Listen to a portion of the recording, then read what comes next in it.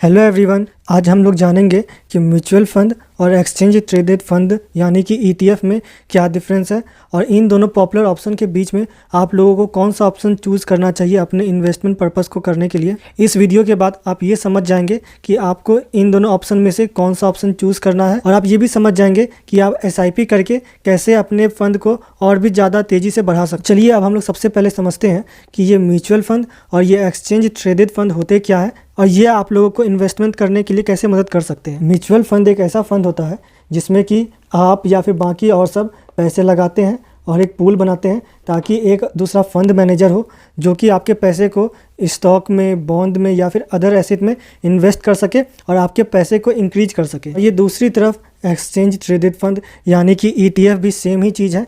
इसमें भी investor stock में ही पैसा लगाता है। फ़र्क बस इतना है कि यहाँ पर कोई भी फंड मैनेजर नहीं होता है। लोगों को डायरेक्ट स्टॉक मार्केट से ही ईटीएफ परचेस या सेल करना पड़ेगा। ईटीएफ का बाइंग या सेलिंग स्टॉक मार्केट में ही होता है। तो अब हम लोग म्यूचुअल फंड और ईटीएफ के बीच में फ़र्क समझ लेते हैं कि इन दोनों के बीच में क्या अंतर है। तो म्यूचुअल फंड बॉट और sold at the end of the day. इसका मतलब ये हुआ कि आप म्यूचुअल फंड को दिन के अंत में एनएवी पर खरीद सकते हैं या फिर उसे बेच सकते हैं। तो एनएवी कहें तो नेट एसेट वैल्यू, ये आप लोगों को डे एंड में ही मिलेगा। आप इसे दिन के बीच में नहीं खरीद सकते हैं। लेकिन अगर हम लोग ईटीएफ की बात करें तो इट बॉट और sold through out the day. इसका मतलब ये हुआ कि ईटीएफ स्टॉक मार्केट में पूरे दिन ट्रेड कर रहा होता है, तो आप इसे दिन भर में कभी भी बाय या सेल कर सकते हैं। Mutual fund higher cost side में होता है। ऐसा इसलिए होता है क्योंकि म्यूचुअल फंड में फंड मैनेजर होते हैं जो कि आपके पैसे को मैनेज करते हैं और कुछ कमीशन अपने एक्सपेंस रेशियो के तौर पे रखते हैं, जिसके कारण कि आपका कॉस्ट यहाँ पे इंक्रीज कर जाता है। दूसरी तरफ ईटीएफ जो होते हैं वो म्यूचुअल फंड से सस्ते होते हैं।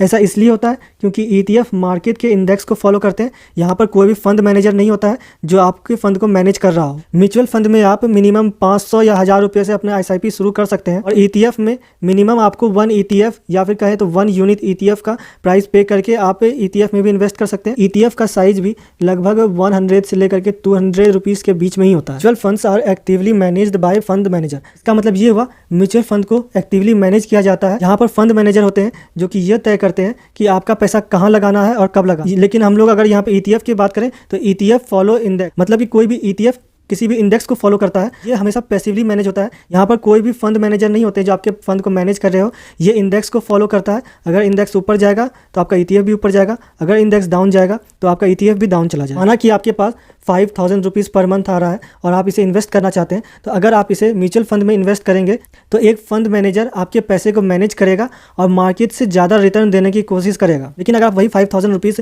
ईटीएफ में डाल देंगे, ये निफ्टी 50 जैसे इंडेक्स को ही फॉलो करेगा। इसका मतलब ये हुआ कि मार्केट आपको जितना रिटर्न देगा उतना ही रिटर्न मिलेगा, ना ही तो उससे कम मिलेगा ना ही तो उससे ज़्यादा मिलेगा। क्योंकि कभी कभी होता है कि म्यूचुअल फंड में आपका पैसा डाउन साइड जाने लगता है क्योंकि वहाँ पे गलत स्टॉक में इन्वेस्टमेंट हो गया होता है। तो चलिए अब हम लोग देख लेते हैं कि म्यूचुअल फंड में और ईटीएफ में अगर आप 15 साल तक इन्वेस्टमेंट किए होते 5000 रुपीज़ पर मंथ से, तो आपका पोर्टफोलियो कहाँ पहुँच गया होता। तो अगर आप म्यूचुअल फंड में 5000 रुपीज़ इन्वेस्ट किए होते, मान लेते हैं कि म्यूचुअल फंड आपको 12% पर एनम का इंटरेस्ट दे रहा है 15 ईयर्स के लिए, तो आपका टोटल अमाउंट इन्वेस्ट होगा 9 लाख रुपीज़ और आपको रिटर्न ऑलमोस्ट 16 लाख रुपीज़ का मिलेगा, जो कि आपका टोटल वैल्यू को 25 लाख तक बढ़ा देगा। लेकिन यहाँ पे ध्यान रखें कि आपका 9 लाख रुपीज़ 25 लाख रुपीज़ तो हो गया है, लेकिन यहाँ पे टाइम पीरियड इन्वॉल्व है, यहाँ पे इन्फ्लेशन भी इन्वॉल्व है जो कि यहाँ पे ऐड या सब्ट्रैक्ट नहीं किया गया है, और यहाँ पे आपका एक्सपेंस रेशियो भी डिडक्ट नहीं किया गया है, जो कि हो सकता है कि ऑलमोस्ट आपके इन्वेस्टमेंट को 20 लाख के आसपास में लेते हैं। अगर आप यहाँ ईटीएफ में 5000 रुपीज़ पर मंथ में इन्वेस्ट कीजिएगा और अगर आपको साल के 10% भी मिल रहा है 15 साल तक,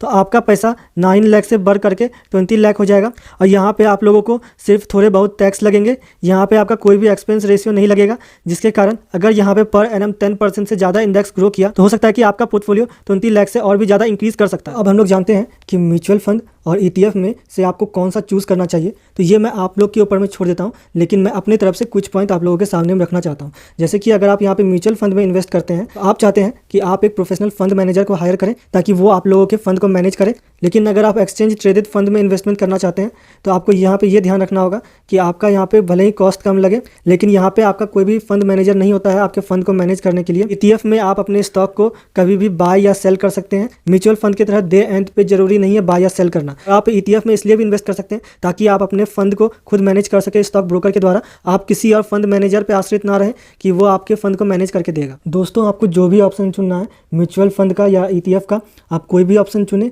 लेकिन जल्दी से अपना SIP शुरू कर दें।